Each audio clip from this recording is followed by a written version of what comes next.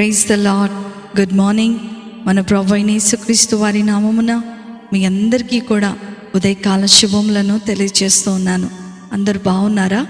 దేవుని కృపలో మీరందరూ క్షేమముగా ఉండాలని అనుదినము ప్రార్థన చేస్తూ ఉన్నాం.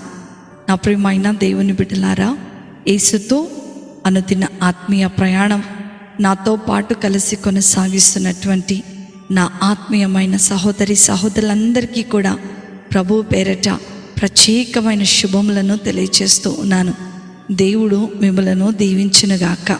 మీ ప్రతి పోరాటములో, మీ ప్రతి కష్ట నష్టములో మీకు జయము అనుగ్రహించునుగాక. నేటి దిన వాక్యము యెషయా గ్రంథము 60వ అధ్యాయము 15వ వచనము. నిన్ను శాశ్వత శోభాతిశయముగాను బహుతరములకు సంతోష కారణముగాను చేసేదను. హల్లెలూయా. నా ప్రియమైన దేవుని బిడ్డలారా, మన దేవుడు అద్భుతకరుడు, ఆశ్చర్యకరుడు. ఆయనకు అసాధ్యమైనది ఈ లోకమందే కానీ పరలోకమందే కానీ ఏదీ లేదు. ఆయన మాట ఇచ్చి దాన్ని నెరవేర్చువాడై ఉన్నాడని దేవుని యొక్క వాక్యము సెలవిస్తూ ఉంది. ఆయనను ప్రేమించి ఆయన మార్గములో నడిచే వారిని గురించి దేవుడు యెషయా భక్తుని ద్వారా ఈ అద్భుతమైనటువంటి మాటలను పలికిస్తూ ఉన్నాడు. ఎవరైతే ఆయనను ప్రేమిస్తారో, ఎవరైతే ఆయన మీద ఆనుకుంటారో, ఎవరైతే ఆయన మీదనే ఆధారపడతారో వారిని శాశ్వత శోభాతిశయముగా చేసి బహుతరములకు సంతోష కారణముగా చేస్తాను అని దేవుడు ఈ ఉదయకాల సమయంలో మాట ఇస్తూ ఉన్నాడు. హల్లెలూయా. నా ప్రియమైన దేవుని బిడ్డలారా, ఆ మాట ప్రకారము చాలామంది భక్తులు ఆశీర్వదించబడినట్లుగా దేవుని యొక్క లేఖనాల్లో మనం చూస్తూ ఉండవచ్చు. ఉదాహరణకు అబ్రహామును, దావీదును, దానియేలును, పౌలును, ఇలా అనేక మంది భక్తులను లేఖనాలలో మనము గమనించినట్లయితే వారు సంతోష కారణముగా ఉండటానికి గల కారణం దేవునిని వారు ప్రేమించటమే. వారి విశ్వాసం దేవుణ్ణి వారు ప్రేమించిన విధం చూస్తే అది మనకు చాలా అద్భుతంగా ఆశీర్వాదకరముగాను ఆనందంగాను ఉంటూ ఉంటుంది. దేవుడు భక్తులైన వారికి మాత్రమే కాదు, కానీ ఇప్పుడు వాక్యం వింటున్నటువంటి నీకు నాకు కూడా ఈ వాగ్దానాన్ని ఇస్తూ ఉన్నాడు.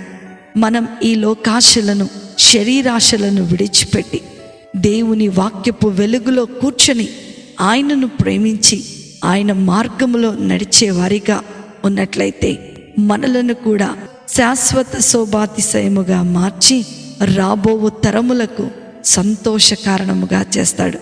ఈ వాక్యము మనము శాశ్వతమైన ఆశీర్వాదంగా ఉండటానికి ఎంతగానో సహాయం చేస్తుంది. కాబట్టి నా ప్రియమైన దేవుని బిడ్డలారా, ఈ దినమంతా కూడా ఈ వాక్యాన్ని ధ్యానిస్తూ దేవుడు ఇష్టపడే వ్యక్తులముగా మనము జీవిద్దాం. నీ జీవితంలో దేవుడు చేస్తున్న ఈ వాగ్దానము నెరవేర్చబడాలి అనంటే దేవునిని ప్రేమించి దేవుని మీదనే ఆనుకొని దేవుని హత్తుకునే వారముగా ఉండాలి. అట్లా ఉన్నట్లయితే దేవుడు నిన్ను శాశ్వతమైనటువంటి ఆశీర్వాదంగా ఉండుటకు నిన్ను దీవించబోతున్నాడు. అట్టి కృప, ధన్యత, ఆశీర్వాదము వాక్యం వింటున్న దేవుని పిల్లలైన మీ అందరికీ అనుగ్రహించబడునుగాక. ఆమేన్. ప్రార్థన చేసుకుందామా?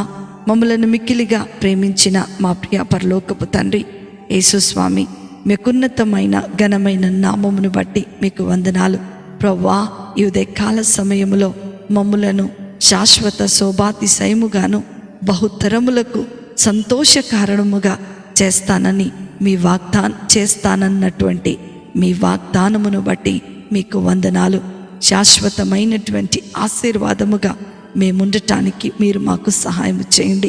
ఎల్లవేళలా, అనుదినము, అనుక్షణము, ప్రతి పరిస్థితిలో కూడా మిమ్మలను మాత్రమే ప్రేమించే వారిగా, మీ యందు విశ్వాసముంచి మీలో ప్రభువా అంటుకట్టబడే వారముగా ఉండినట్లుగా మీరు మాకు సహాయం దయచేయండి.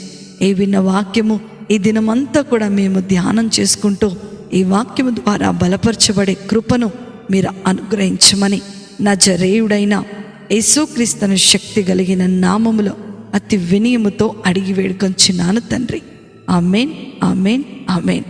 ప్రభు మిమ్మలను మీ కుటుంబాలను దీవించునుగాక. ప్రేమతో మీ సహోదరి శిల్ప జోసఫ్.